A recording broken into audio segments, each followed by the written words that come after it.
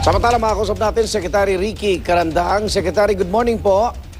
Good morning, Igan. Okay, yung communication between Napoles and the President, no? Matapos i-announce yung 10 million peso na reward money kung makapagbibigay ng mga impormasyon. Paano po ito nagsimula, Secretary? Okay, ang nangyari kasi kahapon, sometime in the afternoon, nakausap ni Attorney Lorna Capunan, yung abogado ni Ms. Napoles, si Edwin Lasherda. Si Secretary, Oo, kasi si Edwin at si Attorney Lorna ay magka-opisina noon. So, magkakilala sila noon pa. Noon pa? Anyway, so na-contact kasi ni Lorna, si Edwin, at doon siya nagsabi na gusto daw mag-surrender ni Ms. Napoles. Okay. So, nag-usap sila sandali. Tapos yun, sinabi ni Edwin kay Pangulo, kahapon din ng afternoon, na tumawag nga si Attorney Capunan at ganito nga gusto daw mag-surrender ni Ms. Napoles. So, nag-usap sila and then,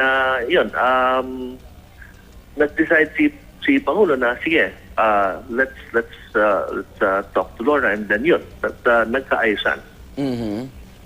So, saan ho sila, si Secretary Lasherda, kasama si Attorney Capunan, sinundo ho nila si Janet Napoles?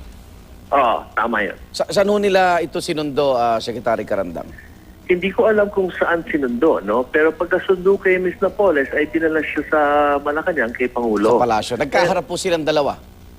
Nagkaharap sila. Ang pinaka-kondisyon lang ni Ms. Napoles para sumuko ay pwede niyang harapin si Pangulo Aquino. Kasi ang sinasabi nga ni Attorney Capunan, si Ms. Napoles was very scared about yung physical danger sa kanya at sa kanyang pamilya. At wala daw siyang pinagkakatiwalaan kung hindi si Pangulo. So kung magkaharap sila ni Pangulo at makako si Pangulo na yung custody at yung security ay willing daw siyang mag-surrender. So ganun na nangyari. Dinala siya kay Pangulo at yun nga, because the President promised na poprotektahan siya, pumayag siyang mag-surrender. Yan lang ang kondisyon po ni Napoles? Yun lang ang kondisyon niya. Yung alagaan yung security niya. So sa ngayon, under the custody ng Philippine National Police, tiwala ho si Napoles para sa kanyang seguridad, Secretary Carandang? Tama yun. At under custody ng PNP siya ngayon. Today, yung warrant ibabalik sa korte at hihingi ng utos sa korte kung saan dadalhin si Ms. Napoles. Okay. Secretary, ikaw nakita namin kagabi sa Krami rin po, ano? So, anong sitwasyon ni Napoles dun sa habang nasa kustodiya ng PNP? Wala na ho ba yung kanyang pangamba or nakikita nyo pa rin na medyo alumpihit siya sa kanyang lugar ngayon?